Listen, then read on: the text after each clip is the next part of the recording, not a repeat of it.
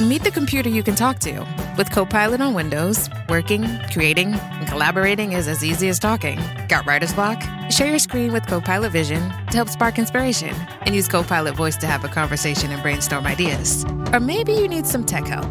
With Copilot Vision, Copilot sees what you see. Let Copilot talk you through step-by-step guidance so you can master new apps, games, and skills faster. Try now at windows.com/Copilot.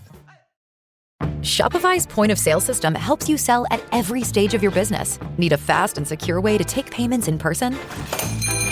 We've got you covered. How about card readers you can rely on anywhere you sell?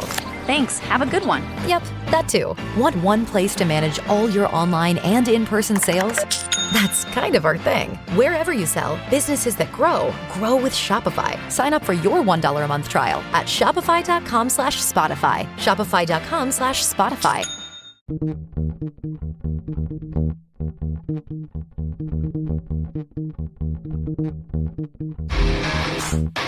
All right. Welcome back. Misfit Nation. Misfit Nation. The Misfit Nation Show. We are a show founded by a veteran and hosted by two veterans and a military spouse. Our mission is to get people to tell their stories to the world. If you're an author, share your tips with the Misfit Nation. If you're a musician or an actor, our audience needs to know how they too can get into the business. Coaches, we love our coaches. Come on and share your tips with the Misfit Nation to help them become better versions of themselves. If you are a corporate leader or an entrepreneur, come on and show how you did it and how hard you have fought for success. If you are a veteran, first responder, or Gold Star family, we would love to have you come on and share your story with the Misfit Nation. We always have time for you. If you're feeling down, alone, or starting to see the darkness, stop. Think about those who are around you. You are not alone. You will be missed. If you feel like your problems will be a burden to those in your inner circle or feel embarrassed, dial 988. If you are a veteran, take option 1. We need you to keep pushing forward. Don't make a permanent solution to a temporary problem. If you are a new listener, welcome to the Misfit Nation Show. Be sure to subscribe to our show on your favorite podcast app. Also on our YouTube channel at @the_Misfit Nation. Subscribe and click the bell to keep you up to date on our latest episodes and all of our news. You can also find us on Heroes Media Group and About Face Radio. Now, let's get to the show!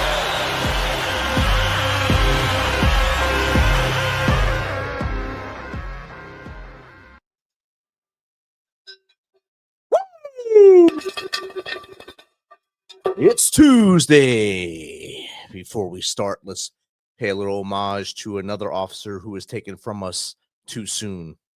Trooper Jerry Wayne Adamick Jr., Texas Department of Public Safety, Texas Highway Patrol, Texas. He was also a United States Army veteran. End of watch Monday, September 15th, 2025. Let's keep him, his family, his community in your thoughts and prayers as they go through this sudden change, and take care of their families as they go on to the rest of their lives. Now, it's that time. All right, let's do this. It's time! Last week, we stood together through one of the heavy weeks in our history. We remembered the 24th anniversary of 9/11. We mourned the assassination of Charlie Kirk. We honored, we reflected, and we carried that weight together. But tonight, the energy shifts.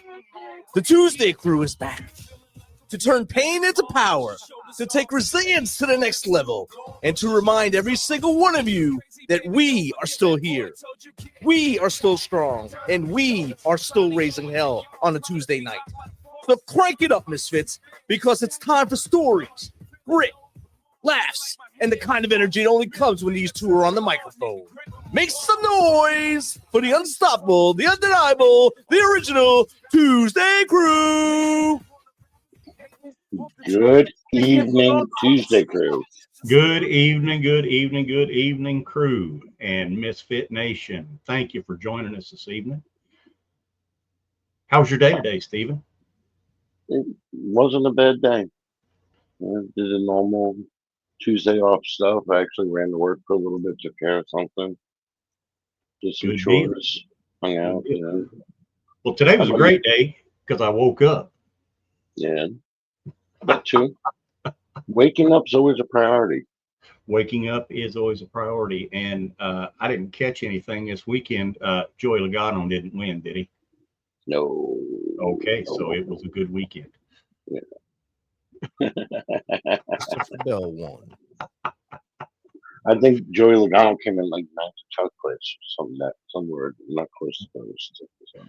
Good deal, good deal, good deal. Hey, Misfit Nation, welcome to the show this evening. Remember to get on there and like and subscribe and share it where you can. Just remember that every viewer we have, anytime that you share it, that just helps us out. And hey, we appreciate your loyalty. Thank you very much. And do we have a show for you this evening?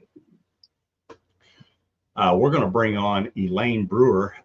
She is a trauma-informed transformation coach, a veterans wellness advocate, and she's an author. And she is going to tell her story of overcoming addiction, finding purpose, and how she guides others through trauma, recovery, and psychedelic integration. And she's going to give her unique perspective on it. And she's going to come in and talk about that. And hey, as always, the way you always do, jump on there, ask questions. She's going to come in here ready to answer questions, and let's get her on here. She said no holds barred. Just no holds barred. You can ask her anything. She said that. She wants rapid fire questions. Yes. Do you guys see the questions, or do I see the questions? Oh, we all see them. I don't see them. Oh, you will. Well, they're not here yet. That's why. Yeah, we just started. So I have to ask you, I was flipping through pictures and stuff. You have one sleeve. Are we getting the other side done? I don't know. You know, it's open for the next chapter, but I need to be fully inspired by something. So we'll see. This has a lot of kind of the military life, like being a spouse and very patriotic sleeve. So we'll see what the next chapter brings. Yes, I know. So it's like we're one side heavy, the other side. Yeah. Everybody asked if I ran out of money. No, that wouldn't be it. It has to be something you really want to do. Yeah. Our producer said you could get a nice Misfit Nation logo. Oh, that's a thought. Let's see how this goes. Hey, Elaine, we gave a little bit about you and what you do. Why don't you tell our listeners where you come from, how all this started, and just tell us a little bit about yourself. Start from whenever you want to start, and we'll go from there. Yeah, I guess when talking to this audience, well, I was born and raised in St. Louis, Missouri. I met my husband, who was Navy EOD, when I was 19 years old, and ended up getting married and being thrust into military wife. And I've been a military spouse for 15 years now. And after his retirement, we went through so much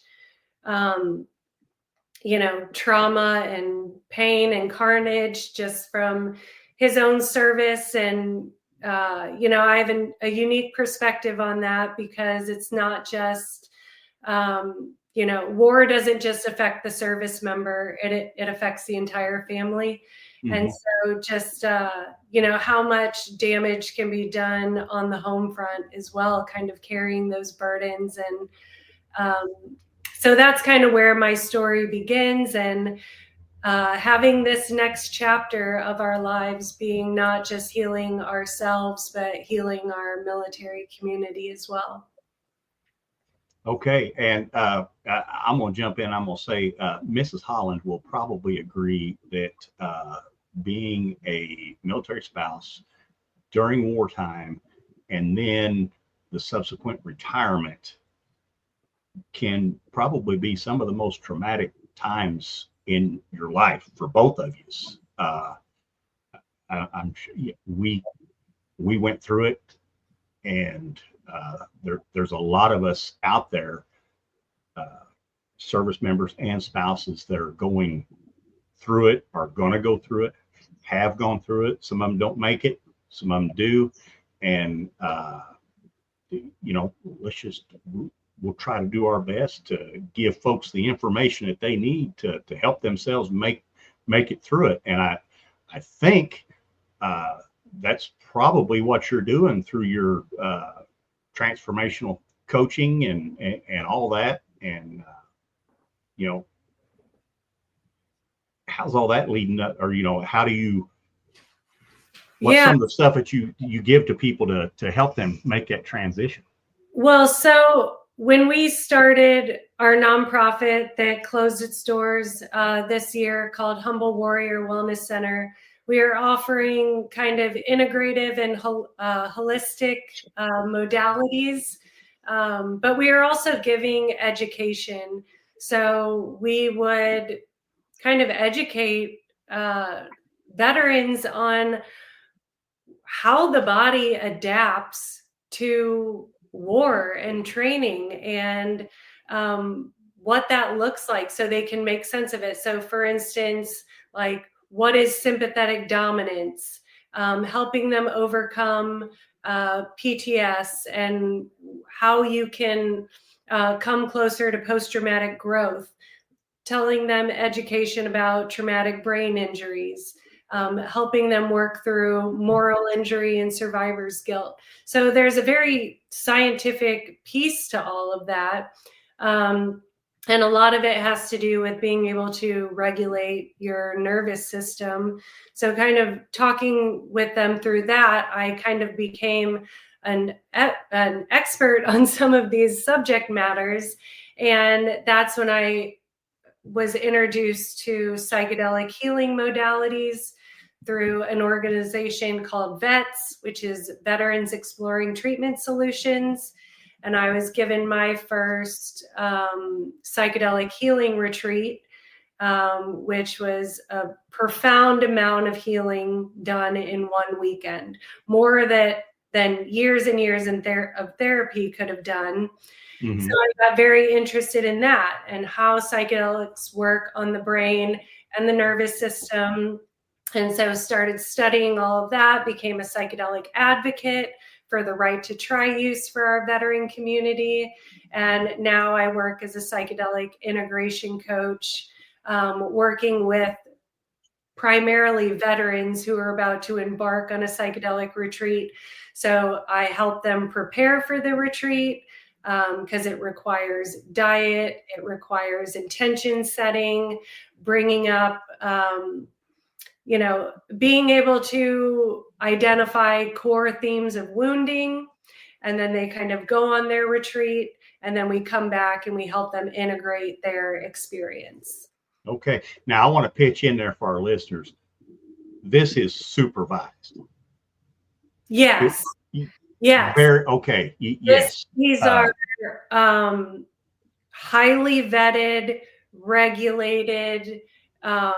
There is medical intake to make sure that if a veteran is on an SSRI or some type of medication, it's not going to contraindicate with the psychedelic medicine. You go on a diet before the retreat.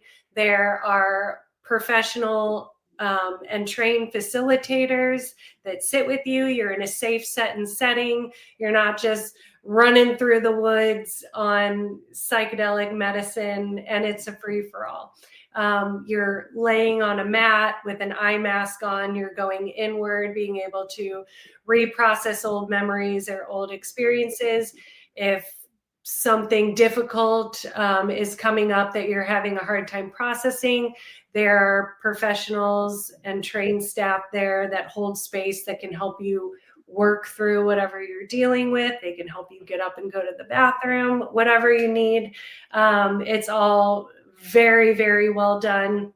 One of my core principles when working with veterans is so much harm has already been done that it's our responsibility to do no harm to them. And so everything that is done in the psychedelic space is very deliberate, thoughtful, careful, and making sure they're in the best hands possible. Okay. All right. Good. Yeah, I just wanted to make sure our listeners knew that because I've had some guys that have went, have done that I've talked to and done some reading on the fly-by-night psychedelic treatments, and it didn't turn out to be a very good experience for them. But most, when they're in a controlled environment, they say that it has helped them beyond measure. Yeah, and I think that that's why integration and intention is so key. Because like when I work with veterans, I do calls with them before they even go on the retreat, teaching them, tips on how to navigate the medicine. What are some, traumatic experiences that may come up? What are some of your core themes of wounding? And so that we can kind of start processing and talking through these things before they're in ceremony, in an experience with psychedelic medicine, and giving them techniques to ground and calm, self-regulate. And it tends to be an easier, more profound process when all of that pre-work is done and when you're in a safe set and setting. Okay. But and that's why I advocate with legislators about this, because of all the red tape and getting this legalized and going into, spaces that have been properly vetted. I always say that a lot of our veterans go to psychedelic medicine as like a Hail Mary. Like they've tried everything else and they are so deep in suffering. And so if we're not getting this passed legally, that they can do it with proper safeguards, it's sending them into like the underground with like either recreational use or people that don't know what they're doing. And that can be dangerous and that can do more harm. So what you're saying is me in the 80s, the things I did back then, that caused more harm than, Yeah. And I don't know. I just look at it as I mean, we've dealt with the VA. And, they are big fans of giving you a bag full of pills and say, hey, let's see if this works on you. And after 6 months, when it don't work, you're addicted to pills and having withdrawals when they won't give them to you anymore. And you're still, you haven't got to the core problem of what is causing your issues. And, and we kind of call this putting Band-Aids over bullet holes. And yes, SSRIs, they can be effective for some, but what you see with SSRIs in our veteran community often is it helps them from stop feeling extreme depression and anxiety, but it also stops them from feeling any type of profound joy or happiness. So they just kind of get stuck somewhere in the middle and just kind of this like, I'm fine state, and it's better than being down here, but it's not as good as being up here. And so it just kind of keeps them at this baseline. And, from my perspective, you're still in a state of surviving and not really thriving. And that's why psychedelics, and I'm not saying that psychedelics are for everybody, but they are an effective modality that has been shown through scientific studies that they are working within our veteran community, but they work on kind of like a multi-layer recovery system where like neurologically, they offer a type of like neurological reset. So certain of the psychedelic medicines work within the default mode network of the brain. So these are the very rigid habit forming networks of the brain. And so a lot of them work very well for addiction, memory reprocessing. So if you are stuck in a thought loop pattern, old negative or painful experiences or memories, it helps you bypass through that negative thought loop, able to kind of see those experiences from a different lens. And so you're able to reprocess trauma and pain from a different angle. Yeah, it's really great at emotional processing because psychedelics work as they kind of dim and kind of shut down like the fear and anger responses so that you can bring up old painful memories without fear or sadness, and you're able to look at them almost like objectively, not so close to it anymore. So you can view it from like a different perspective or a different lens. And so that allows a very profound sense of healing. And great with balancing the nervous system. So many of our veterans get stuck in like a fight or flight response, right? Like that becomes their baseline. They train there, they operate there, and then they come home to their family and they think that they should automatically go back to, homeostasis, but it doesn't work that way. They've found a new baseline, and that is fight or flight. So what tends to happen is when our veterans come home, they bypass like rest and digest, feed and breathe, that state of like calm and relaxation, and they go into an underactivation of the parasympathetic nervous system called the dorsal vagal response. So a lot of our viewers might recognize this. You go from fight or flight, you bypass calm and rest, and you go into like shutdown, numb, autopilot. This is when your spouses will say, well, yeah, they're here, but they're not really here, you know? And it seems like I'm talking to a wall. I think in what was the Chris Kyle movie, you see him just sitting in the chair, staring at the TV, and it's just like white noise, like the TV's even on. And that would be an example of being in a dorsal vagal response. So, offering tools and modalities and mindfulness-based techniques to get them back into that state of homeostasis, of calm, rest, feed, and breathe. So that's kind of what I do.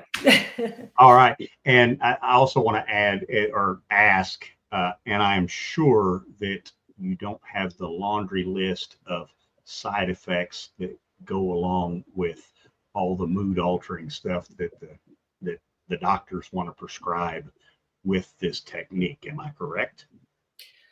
Go into that a little bit. Okay, so like you go to VA, they say, hey, this is what's wrong with you. You've got this wrong with your head, this, and this. Here's your bag of pills, go home. And with a lot of those medications, there's a laundry list of side effects that come with them. Are there any lingering or long-lasting side effects that would come from the use of the psychedelics? From what we're seeing from studies, when it's done and there is a medical protocol before going, like you have to be,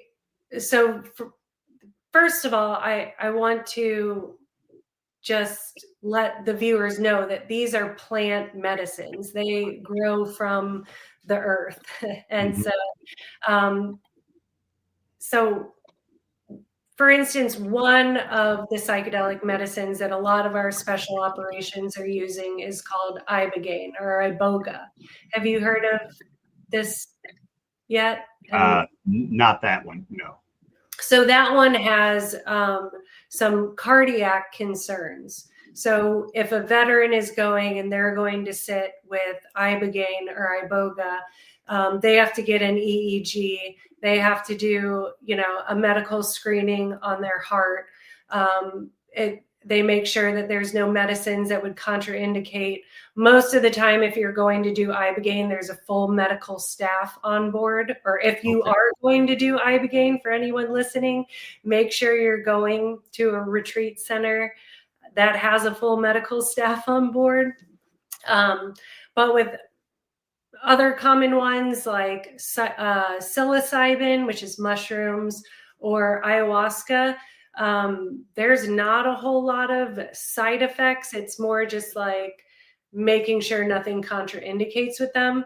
You hear of things like a bad trip, but that can normally be mitigated with proper support and integration work.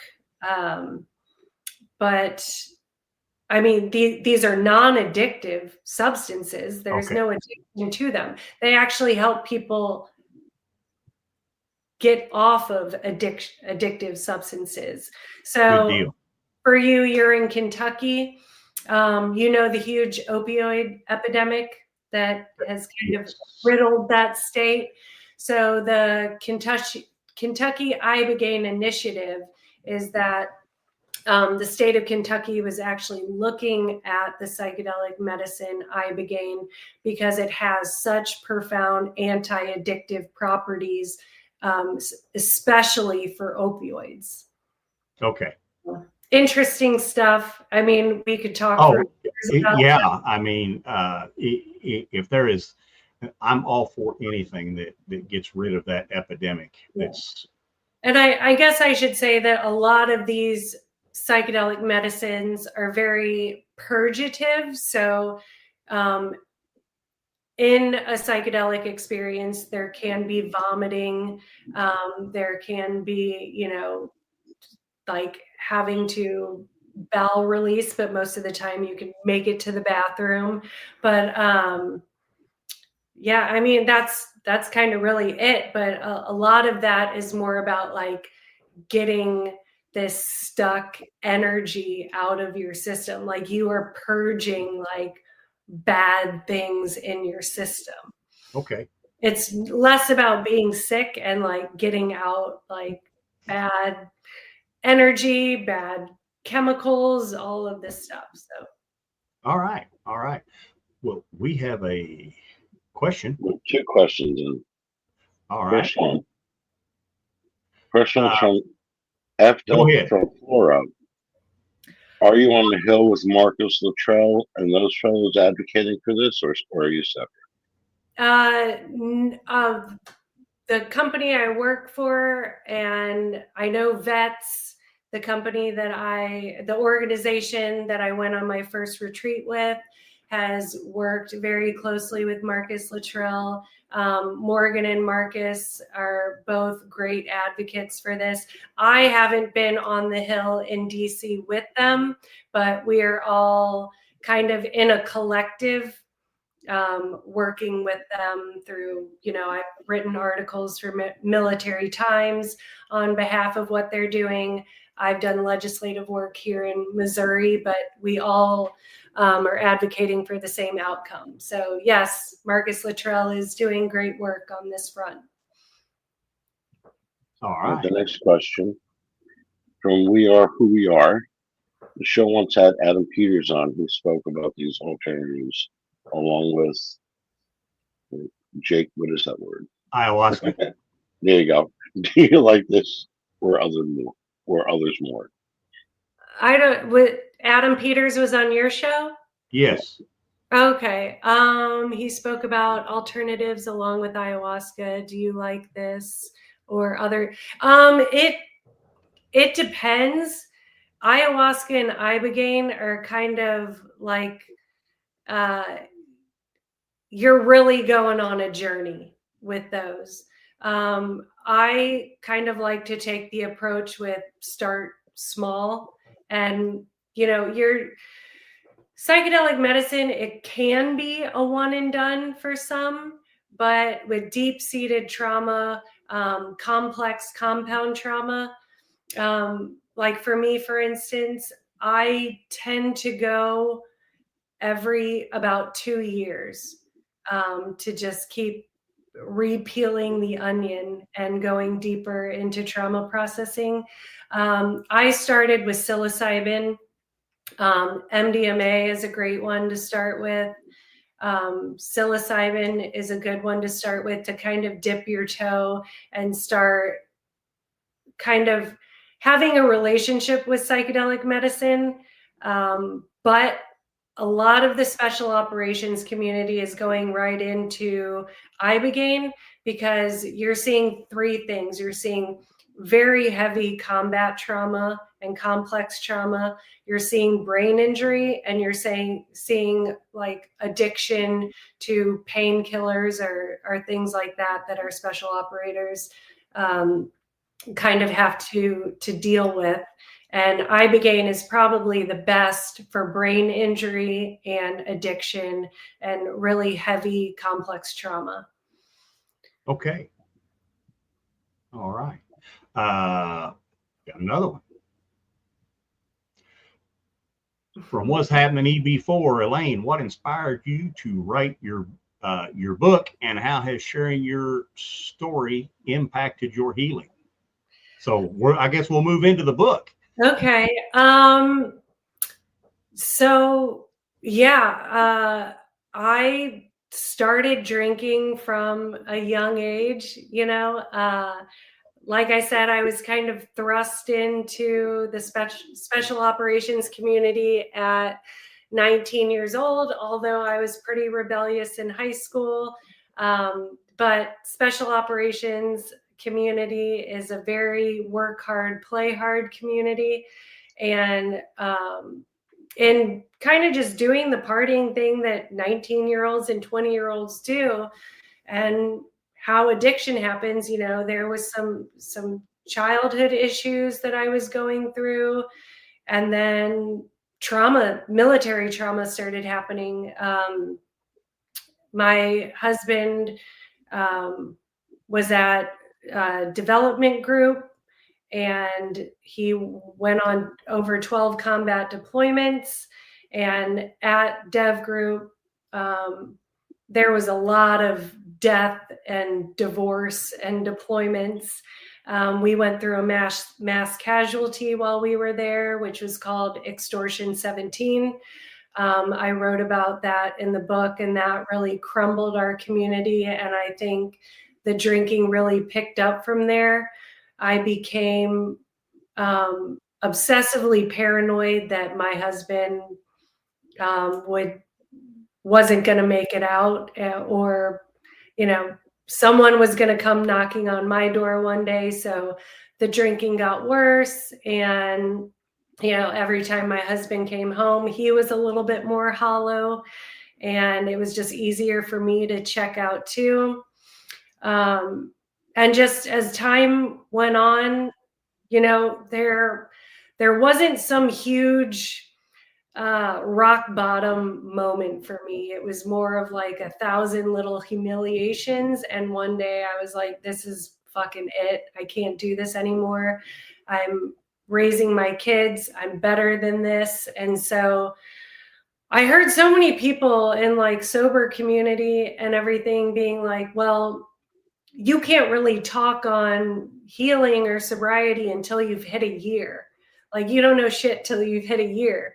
And I was like, oh yeah, well, fuck you, watch me. And so I wrote a book about like my first 100 days of sobriety. And so it's like real life journal entries of unraveling and revealing and reclaiming. And essentially, like on my last 100 days, I finally figured out that I was worth saving, and I'm going to do this from now on. This is how I'm going to live.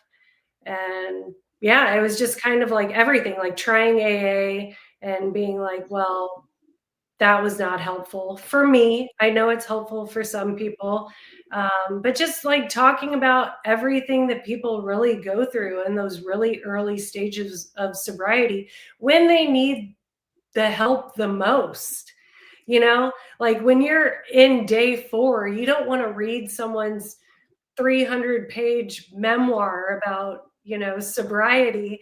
So it's very easy, relatable read for people who are really going through it in the early stages of sobriety. It's got motivation, inspiration. It has reflective prompts in it to help you unravel your own journey. So yeah, that was a long-winded response. Hey, you know what? It was a good response, though. And bottom line, it's your book. It's your story. It can be whatever you want it to be. Exactly. Yeah. And I will tell you, the title kind of grabs you. So it does. Yeah. Well, it was so many people like along the way that were like prescribing sobriety to me. Like, this is how you have to do it. This is how it has to be done. You need to do this. You need to do that. And I'm like, you know what? I'm a trauma expert, like I know about, all of these modalities and nervous system regulation, deliberate discomfort, like all of these things that I have to do. And I knew it all along. I was just not taking my own advice. I was able to work with clients and walk them through the fire, but I was still like burning alive. And it was really because I didn't believe that I deserved to heal. I didn't have that self-worth that was like, you know what, Elaine, you're worth saving. So I was saving everybody else and just throwing myself into my own fucking chaos. And just one day I said enough. I said, I know exactly what I need to do, and that's what I'm going to do. And I had tried all this other stuff with kind of like a half-ass, but none of it worked and none of it stuck. A lot of it was shame-based. A lot of it was like, this is the only way. And I kind of call the book, it's truly defiant healing. Okay. Yeah. Define that. I'm going to do this because you say I can't. Yeah, exactly. Like, oh, I can't, fuck you, watch me. Exactly. Exactly. Got a couple more questions in here. Bama Sucks. Hey, we love you, man. Bama Sucks 54. As a military spouse, what unique challenges did you witness that influenced your coaching approach? What unique challenges? So as a military spouse, I mean, I don't know. Like that's an interesting question. I think that I just really, really understood the veteran community. I mean, when I was 19, my husband was an EOD tech that got attached to his first Navy SEAL team. He stayed with the SEALs until the very end. So almost his entire 20-year career. So I saw mass casualties. I saw insane operational tempo. I saw survivor's guilt. I saw moral injury. So, and then I was also seeing what happens on the home front. And I went to family week at NICO while my husband was there. And this kind of was all explained to me. And it was like a wake-up call. And I was like, holy shit, like they need to know this. And NICO is kind of a branch of Walter Reed that is really only given to like Delta Force operators, special operation teams, but like, the Army grunts or, the people that have been on 18-month deployments, they're not given this same education. So that's essentially why we started Humble Warrior Wellness Center. We opened it up not just for anybody in the military, but also first responders, because they have, I mean, so many parallels. Mm-hmm. So, I give the education on what is happening in the brain and body with moral injury, with survivor guilt, what is post-traumatic stress and how do you create post-traumatic growth, and then it goes from there. I help them find the modality or the techniques that they bring into their lives, their everyday lives, and that is their anchor. That is how they heal. That is how they get themselves into a regulated state. And there's so many of them. I mean, we can walk through all the different ones, but that would take a very long time, because it's really like, it's a trial and error. You know, like some people love the sensory deprivation float therapy, right? Mm-hmm. And some people like hate that. Breath techniques, yoga, meditation, aromatherapy and incense, getting out in nature and walking. I talk about that meditation doesn't have to be just sitting in a chair and turning your mind off, you know? So I talk about meditation that is reworked for the veteran mind as well. So, yeah.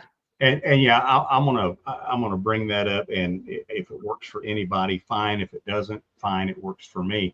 I find I meditate my best when I'm out on my tractor mowing my pastures. I mean, I can click the mind off, go to one end of the field, flip a turn, come back to the other, and it's just, I can turn it off and I can think about whatever I want to think about. And generally I feel a lot better after a day of doing that. It really helps. Yeah. And that's the thing. Like when people think of meditation, they think of like shutting the mind off, and that's like, that's a very expert level of meditation, is being able to like not think about anything. So when I'm working with veterans in meditation, I say, let's start with focused attention. So what is something that you're already doing that you enjoy? Like a lot of veterans like woodworking or going to walk out in nature, or even if it's as simple as listening to a podcast like this. Set the phone aside, or, you know, have the phone there, but you're not scrolling and listening. You're actually intentionally listening to every word that's on that podcast. You're not thinking about the oil change you have to do. You're not thinking about what you're eating tonight. It is focused attention.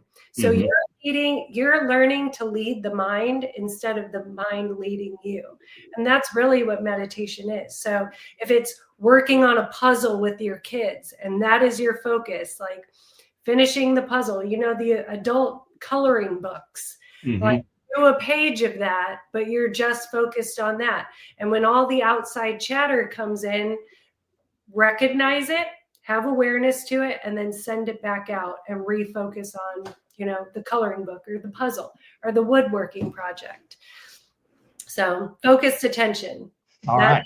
Meditation. Okay, focused attention. Hey, Nation, we're going to take just a small little pause here and remind you, hey, if you're out there, you're feeling the darkness, don't think that you want to go on another day, get on that phone, dial 988. If you're a veteran, take option 1 and talk to somebody. Tomorrow is too beautiful of a day for you not to be here. If you don't want to talk to them, hit us up at info@themisfitnation.com, Jake@themisfitnation.com, or Steven@themisfitnation.com. Drop your phone number in there. We'll call you. You know, listening is something I've always got time for. And I'm sure Steven and Rich feel the same way. We want you here. We love you. And this world is too beautiful not to experience another day. So we'd really like to have you around. And with that being said, Steven, we got a question that somebody asked us. Yes, I saw that. So how are we going to address Rowdy Fans Rule? Lacey and Cagney, we caught the opening when both of you were loving on Logano. Why don't you like real racers? Well, I'll answer that. I do like real racers, and that's why I don't like Logano. So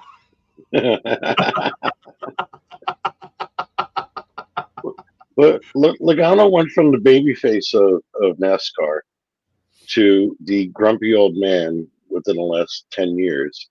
And, he'll go out there and he'll turn somebody, he'll knock them into the wall. And then when it's done to him, he'll cry for 3 weeks about it. And I don't understand that. Racing is racing. Get out there, have fun. The up and comers, your Christopher Bell and your other guys, these are the guys I want to watch. I want to see them grow into the sport and change the sport and make the sport better. Not bring it down with the old man on the porch saying, "Hey, you get off my lawn every day." That's all. Is that an okay answer? Yeah. Hey, it was longer than my answer. There you go. But, got another one that popped up here from the Heroes Media Group. What was the worst response you got from friends and family when you chose sobriety and would not be drinking with them anymore? And for me, it was the two that stand out are you sick? And, no more fun, Rich. So did you get any lashback from family? Or friends? I don't know. I mean, of course you get the, is this going to be forever? You're more fun when you're drinking, but, I got some weird shit when I was in AA, like somebody told me I was too smart to be sober, that I had to be dumber if I wanted to surrender. And so I was like, okay, I'm out. Yeah. So I did the AA thing once too, and I never wanted to drink so bad in my life when I come out of a 12-step meeting. Yeah. So, and I talk about kind of that in the book. And, the greatest lesson I got was to be brave enough to walk out of a room that made you small. And that's what I did.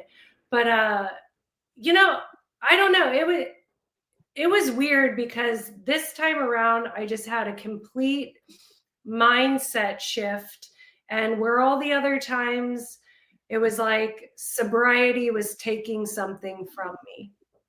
And I was like, somebody took away my favorite toy and I want it back, and, like throwing a tantrum. But this time around, I was like, sobriety is an offering. It's offering me something. Yes. And so I felt really powerful in it. So I was just like, if I could be fun while I was drinking, that's me. That's still in me. It might have been easier to access when I was drinking, but it's accessible. I just have to find out what that block is, which it's normally from a wound, from a core wound that you have.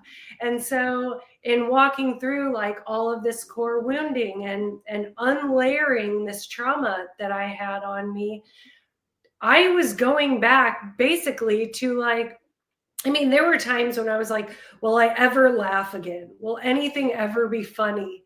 Like going through early sobriety. But now it's like, I have that childlike wonder. I have, that silliness back. Like I can be fun. And guess what? I'm doing it fully, authentically. Like it is all me. And there is a power in that I don't need to drink anything or smoke anything to be enough. I just am. And so that's a very powerful thing to get to. And then sobriety isn't limitation. It's actually fucking liberating. Yes. And so just having that mindset shift that look at what I'm gaining. Nothing is being taken from me except for, embarrassment and shame and waking up wondering what I did and regret, and look at all these things I'm gaining, and I'm getting stronger for it, and I'm getting happier, and my relationships are stronger, and I have an amazing relationship with myself now, which is something I never had. So, yeah. All right. And that's great. I mean, I commend you on that. And, I'm glad you're no longer dealing with that. Me too. I'm so happy. That's awesome. Got another question coming in here. Got a couple. Yeah, got a couple. From Jelly Peanut 2. For veterans who are hesitant, how do you explain the role of psychedelic integration in trauma recovery? Thank you for that question. Yeah, that's a great question. So in a psychedelic experience, it's almost like you're in a dream state. Okay. And so it acts a lot like you're in this like very like lucid dream, and the psyche and your unconscious doesn't speak in like words. The language of the psyche is more like symbols or themes or signs. So it's almost like when my veterans come back from a retreat, it's like dream interpretation. So what did these symbols or signs or things like mean? And so helping them like make sense of what some of, the visions or the scenarios or the memory reprocessing means. But oftentimes there's no visualizations. It was just them like having a conversation with their higher self. And so, okay, what do we need to do moving forward to stay in that state where you can connect more to your higher self than your ego? A lot of times that's meditation. Sometimes it's bringing in different habit forming, modalities. How are you going to implement things in your life that make your life better, where you can connect to the higher self, the true self, rather than the ego? And so it's really like interpreting, coming to terms with everything that was kind of revealed in a psychedelic experience, making sense of it, and then building a plan for life moving forward. All right. Got one more here. From Just Doing It Helps to Do It. Living in the Lou, what's your favorite pizza and barbecue places? Oh man, I mean, you already know it's got to be Emo's, right? And barbecue, is it? I don't know, you guys. My husband's mom like makes the best ribs, or his stepdad and mom like make the best ribs, and my husband makes like one hell of a steak. So it's really hard for me to leave the house to get that food. So I don't know about barbecue. Maybe Pappy's, that's an old St. Louis classic, but yeah, Emo style pizza. I gotta plug Kentucky here. I've never had barbecue as good as I've had in Kentucky. Yeah. So, and barbecue's not barbecue unless you have burgoo with it. Have what? Burgoo. What is burgoo?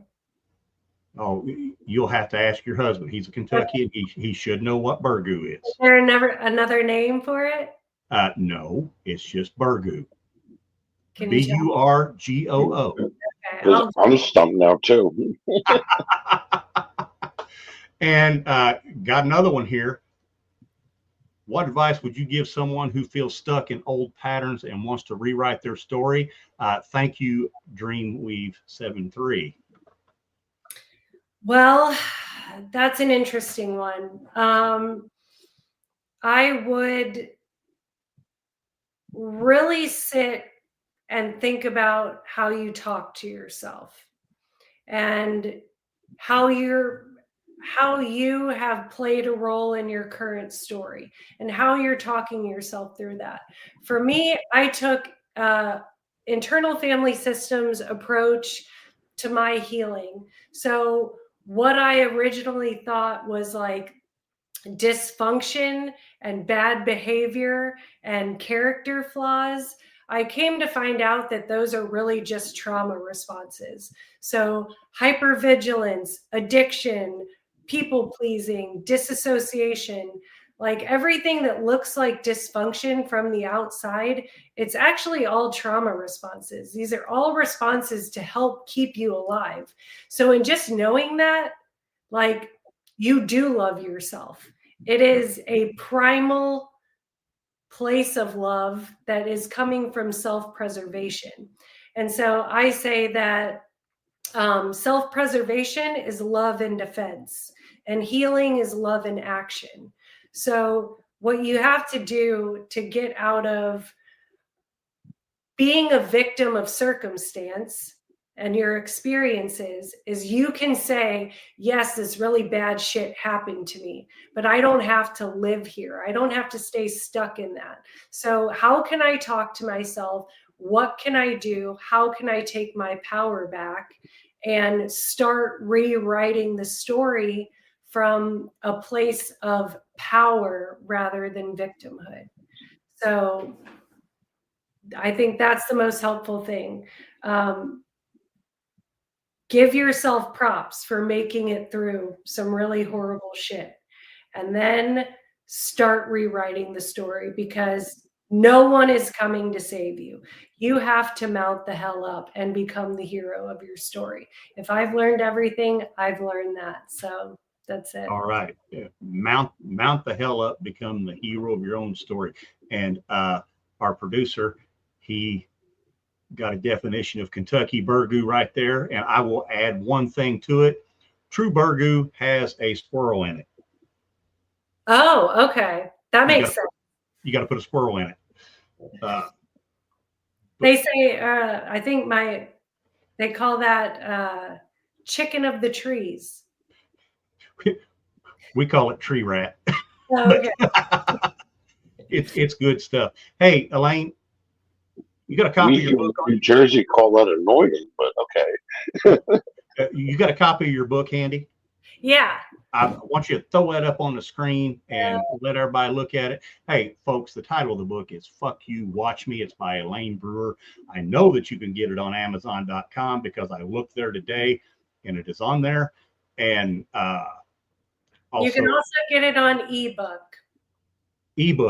Yeah, but on Amazon, if you go on Amazon, there's a paperback option. There's also an ebook option. Okay.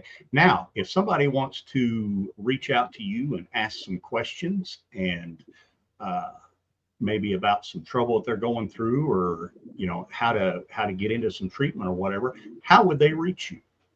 ElaineBrewer.com. I don't know if you guys have my website that I sent. I don't know if it's on. Oh, we were posting it in the chats everywhere. Yeah, it's on all the chats and everything right now. Yeah, ElaineBrewer.com. That's my website. It has the book info. That has, if you want to work with me with coaching, integration work, trauma recovery, like any shadow work, any of that stuff, reach out to me on there. I'm on Facebook. I'm on Instagram. I answer messages on there. So don't be afraid to reach out. I'm here for this community. They're my tribe. They're my people. I do anything and everything I can. And I think I found you on After the Long Walk. Oh, really? Yeah, that's. Oh, yeah. Okay, that's right. Yeah, I did get invited to share my book on that. But yeah, I'm on After the Long Walk. I'm on LinkedIn, so I'm everywhere. All right. Well, hey, we're going to kind of wind things up here, and I'm going to ask you what we ask all of our guests. Oh. What are 3 things that Elaine has to do every day when your feet hit the floor to make your day complete? That's a good question. But like before I wake up, or just throughout my day? No, what's 3 things that you have to do every day to make your day complete? Okay. I pray every night. I always have an incense stick burning when I come from, if I'm coming from a meeting or coming from, work or doing anything that I need to do within the community. As soon as I get home, I burn an incense stick, because that process is I am home. I am in a safe place now. I can relax and wash off the day. And it's not every day, but every week, at least twice a week, I cold plunge. And that goes into one of my principles of deliberate discomfort. I think more people really need to lean in to discomfort, get really comfortable understanding yourself and how you operate in a stress response. So those are some of the things I do. Awesome. And we had another question pop up. Is there going to be an Audible version of your book? I wish. Everybody's asking about that, but I had to pay like a hefty extra fee to do that. And so I was just like, maybe one day, but not now. Okay. All right. Fair enough. Whoa. Any parting thoughts there, Stephen? Just check us out on Roots Across America, Mondays, 3 p.m. All right. Other than that, no. I'm good. Elaine, thank you very much for being here. Misfit Nation, thank you for joining the ToosDay Crue this week. And get out there, be the best version of yourself. Have a great week. Elaine, thank you. It was great information. Very, very helpful show. Really appreciate it. We here at the Misfit Nation and the ToosDay Crue love you, and we will see you next week. Good night, everybody. Thanks for checking us out and being a part of the Misfit Nation show. Don't forget to visit our website at themisfitnation.com. That's themisfitnation.com. Check out all our past episodes and get some of the great Misfit Nation gear for you and your family. As always, be humble, stay hungry, and keep hustling, because we are Misfit Nation. Misfit Nation. Introducing Taking Share, Lessons from Leaders with Rob Holmes, Chairman, President, and CEO of Texas Capital. During each episode, you will hear from leaders, decision makers, and culture shapers across industries. What drives them? What tips the scales when making tough calls? How do they continue to evolve? We're here to understand the thoughts behind their actions and discover how they are taking share. For more information on Texas Capital, please visit us at our website. Hey, Ryan Reynolds here for Mint Mobile. One of the perks about having 4 kids that you know about is actually getting a direct line to the big man up north. And this year, he wants you to know the best gift that you can give someone is the gift of Mint Mobile's unlimited wireless for $15 a month. Now, you don't even need to wrap it. Give it a try at mintmobile.com/switch. Upfront payment of $45 for 3-month plan equivalent to $15 per month required. New customer offer for first 3 months only. Speed slow after 35 gigabytes if network's busy. Taxes and fees extra. See mintmobile.com.